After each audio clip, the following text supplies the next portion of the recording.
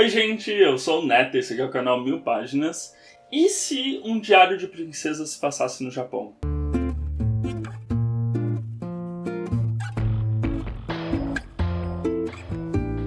Bom, então antes de começar, aqueles recadinhos de sempre aqui do canal, não esquece de deixar seu like, seu comentário, se inscrever aqui no canal. E lembrando que no box de descrição desse vídeo, eu sempre deixo o link e o cupom de desconto da loja do Capitão Onigiri, em que você pode comprar mangás, quadrinhos, acessórios, completar alguma coleção que você tem algum volume faltante. E na hora de fechar sua compra, usar o cupom aqui do canal e ainda fechar com desconto, que é sempre muito melhor. E hoje a gente vai falar sobre um livro que eu sabia que eu ia me divertir lendo, mas eu não imaginei que eu fosse me divertir tanto. A gente vai falar sobre Uma Princesa em Tóquio, da Emiko Jin, que é um lançamento da editora seguinte, desse ano agora, de 2021, acho que é agora do segundo semestre, se eu não estou enganado. Cara, é muito interessante falar desse livro, porque ele tem algumas camadas interessantes que a gente não costuma ver. Então, antes de mais nada, ele é um livro curtinho, tem pouco mais de 300 páginas, em que a gente vai ter quase que uma releitura da clássica história de garota cresce longe do pai, ou da mãe algumas vezes, mas longe do pai, descobre que esse pai é algum príncipe herdeiro, e aí ela se descobre princesa. Num plano muito flat, muito básico, assim, essa é a história principal. A gente tem a Izumi. A Izumi, ela meio que cresceu sem a figura paterna. A mãe dela é uma mulher que ficou grávida ali depois da faculdade, né, no último ano da faculdade. Ela cresceu sem a figura paterna. Ela é asiática, né, tem ascendência asiática por parte de mãe, e aí ela não sabe se por parte de pai também. E ela tem essa questão de que tá tudo bem pra ela, meio que sempre esteve tudo bem pra ela ter crescido sem a figura paterna. Isso é algo que não é uma questão para ela, mas muito porque ela nunca teve algo que a fizesse questionar isso. Então, quando ela começa a questionar, ela esbarra num livro que tem uma dedicatória amorosa para a mãe. Aí ela e a Nora, que é a amiga dela, começam a suspeitar que esse possa ser o pai dela. E aí ela começa a investigar, ir atrás, confronta a mãe. E qual é a surpresa dela? Que na verdade ela é filha do Makoto, que é o príncipe herdeiro do Japão. O Japão ainda é, né, uma monarquia, né, uma família de monarcas, uma família real. Então a gente tem a figura do imperador, da imperatriz. O shintoísmo, inclusive, está intrinsecamente ligado à figura do imperador. E o pai dela é o herdeiro, ou seja, quando o pai dele morrer, o avô da Izumi morrer, o pai dela vai ser o imperador. E ela se descobre princesa, meio que ela já se descobre princesa naquele rebuliço de paparazzi, porque a informação meio que vazou, e aí os paparazzi chegam até ela antes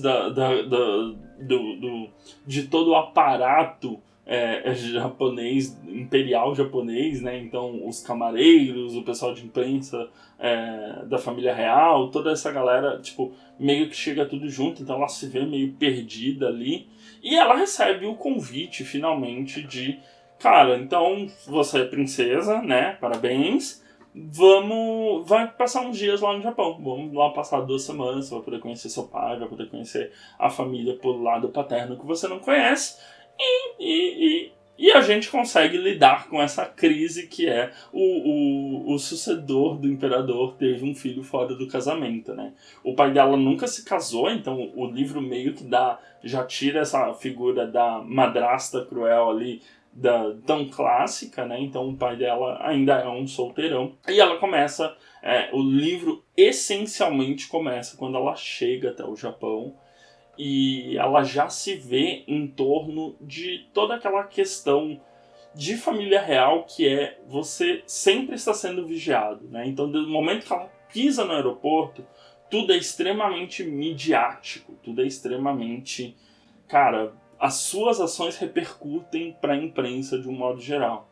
E aí essa é a sinopse básica, assim, da história. Ela é bem clara. Ela vai chegar lá no Japão, ela vai ter todas as crises relacionadas à família, ela vai ter um interesse amoroso que vai ser o guarda-costas bonitão dela, o Akio Kobayashi. Obviamente eles não podem se envolver, porque ele é guarda-costas dela, e ela é a Sua Alteza Imperial Izumi, então, tipo, não pode, eles são de classes completamente diferentes. E meio que eles começam se odiando, e aí entra muito num trope que eu gosto bastante, que é aquele inimigos para amantes, né? Enemies to lovers. É um trope que eu acho genuinamente divertido de ler. E essa é a história, assim, esse é o envelopinho que o livro te entrega. Cara, se você quiser ler só um reconto de princesa legal passado no Japão, toma aqui. E aí entra as questões que a Emiko Jin traz enquanto uma mulher de ascendência asiática americana, que é, a Izumi meio que ela tá dividida, porque ela é americana demais para ser alçada à realeza japonesa, mas também eu acho que esse é o principal ponto que eu gostei bastante.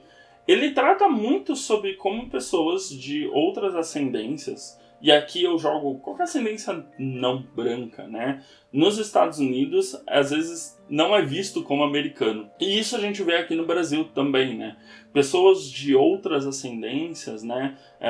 Asiáticas, ou mesmo afrodescendentes, qualquer pessoa não branca no Brasil, latinos, a gente vê uma onda muito forte de xenofobia com pessoas de ascendências dos nossos países vizinhos, assim, como pessoas não brancas, elas têm quase como uma questão de que elas não são brasileiras o bastante, porque elas têm o olho puxado, porque elas têm a tez mais escura, porque, enfim, diversos fatores.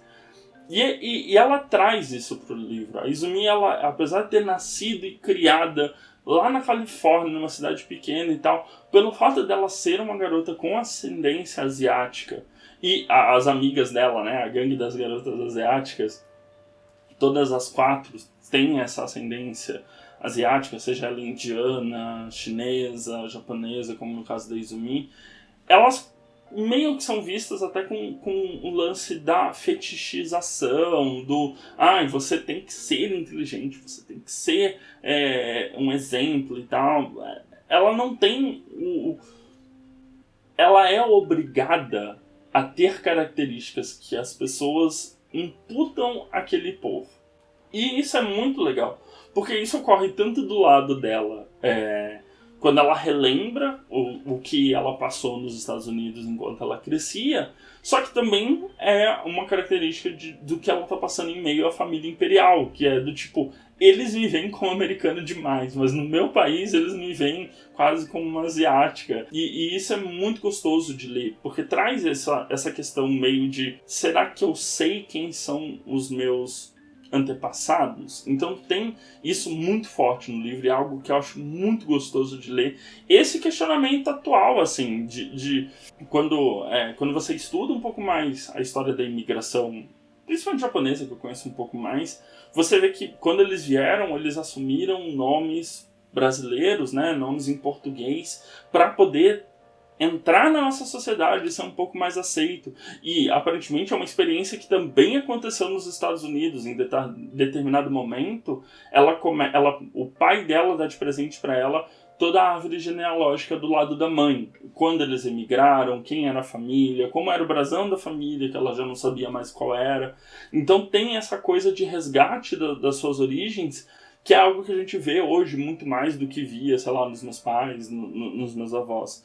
Então tem esse lado que é muito gostoso, e a Emiko, ela tem um cuidado muito grande em como retratar a sociedade japonesa, em a questão da hierarquia, a questão da modernização mesmo, né, de ter, por mais que eles tenham esse apreço à cultura, não é como se eles fossem os mesmos japoneses de 1500 anos atrás, né? Existe uma modernização em diversas lutas sociais no Japão, e a Emiko traz isso, traz essas questões de o feminismo, como é tratado o feminismo no Japão, como é visto o papel da mulher, como é visto o papel das outras pessoas da família imperial, que não necessariamente do príncipe herdeiro, um príncipe herdeiro sem herdeiros, né? Quando ele assumir o imperador, ele vai poder? Por que a Izumi não pode ser uma herdeira do trono japonês? E existem essa série de questões de modernização mesmo das demandas sociais que o livro trata, óbvio, bem leve, não é nada, não é um estudo sociológico sobre a cultura japonesa, mas é bem leve, é bem gostoso. E eu gosto muito de como ela narra a experiência de estar em Tóquio. Eu acho que é algo que eu gostei bastante. A Izumi, ela conhece Tóquio, o Palácio Imperial, Kyoto, e todas essas experiências dela nesses locais são maravilhosamente narradas. Como é uma noite de karaokê em Tóquio, que você vai para um bar, depois vai para um karaokê, depois vai para outro. Toda essa vida efervescente que a gente vê em imagens, em filmes e tudo mais, são muito bem descritos aqui no livro. A parte de Kyoto é apaixonante, ou então o modo como existem outras pessoas, além da Izumi, passando pela mesma coisa, né? Passando por essa coisa de, cara, eu não nasci no Japão, mas eu tô morando no Japão, e aí, né? Será que eu vou ser aceita normalmente como uma pessoa japonesa? Eles vão me ver como uma estrangeira, mesmo que toda a minha ascendência seja japonesa. Então, essa questão é muito legal, é muito gostoso. Eu gosto muito da passagem dela em Kyoto, e ela andando pelas casas de chá, indo em evento e tal. Eu gosto muito, é muito bom. Se você tem um fascínio genuíno pelo país, é uma experiência, cara, deliciosa de ser lida, assim. E aí tem um elogio, principalmente a galera da seguinte, que é a edição do livro, que é o cuidado com a transcrição em Romaji, né, em caracteres romanos, que é o que a gente fala, da língua japonesa. Então, as frases, elas estão escritas corretamente, os fonemas estão corretos, eles têm o cuidado, e obviamente isso é da autora, né? Quando ela coloca uma frase em japonês, logo na sequência a Izumi explica no parágrafo o que ela estava dizendo, ou tem uma tradução direta, ou o personagem responde no que ele responde, você entende o que foi dito. Então, esse cuidado de edição, cara, não tem uma palavra, não há uma única palavra em japonês, dita em japonês, com a grafia original, que você fala assim, eu não sei do que essa pessoa está falando, eu tenho que pesquisar em outro lugar. Então é um super elogio, porque, sei lá, vocês acompanham aqui no canal, vocês sabem que eu já reclamei de mangás que não traduzem, às vezes, termos em japonês, porque sim, sabe? Porque sim. Eu fiquei impressionado com a edição do livro em si. Acho que se eu fosse citar algum defeitinho do livro, e nem chega a ser um defeito, é que nem eu falei, é uma história que vai do ponto A ao ponto B, você meio que já sabe como vai terminar, principalmente se você for velho, que nem eu, e tiver assistido o filme Diário de uma Princesa lá. Então, meio que você sabe como é que vai acabar, assim. Mas eu acho que eu não gosto tanto do título, né? Que eles se chamam A Princesa em Tóquio. Em inglês, era Tokyo Ever After. Alguma coisa como Tóquio para sempre, que eu gosto mais, eu gosto mais da sonoridade de Tóquio para sempre do que Uma Princesa em Tóquio, mas eu entendo, provavelmente esse título é exatamente para pegar esse lance de princesa e tudo mais. Tóquio para sempre não passa muito essa sensação. Cara, eu adorei, é um 4 estrelas, não chega a ser um 5 estrelas, mas é um 4 estrelas porque ele é muito competente em tudo que ele se predispõe a fazer. Ele não é aquela visão americana fetichizada do Japão e do que é ser japonês. Ele é bem pé no chão.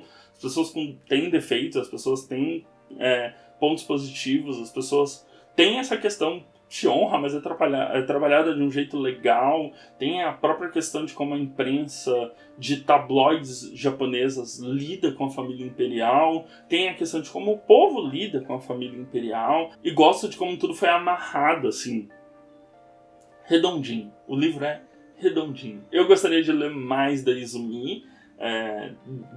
Há mais histórias para ser contada, porque eu gostei bastante.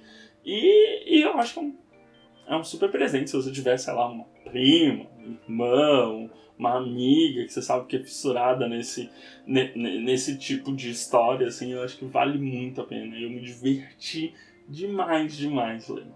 Ele tem 312 páginas, sai aqui no Brasil pela Seguinte, é lançamento agora do segundo semestre da editora, e tá saindo aí pelo preço normal, né, R$ 59,90, em alguns lugares na Amazon tá mais barato, e eu deixo o link aqui no box de descrição, então é uma super pedida eu gostei demais, eu realmente gostei. Mas então é isso, eu não me descobri príncipe de lugar nenhum, mas a gente vai tocando, né? Não esquece de dar uma olhada nos seus recomendados que fica aqui do meu lado direito, se inscrever na bolinha que fica aqui do meu lado direito para continuar me acompanhando aqui no canal.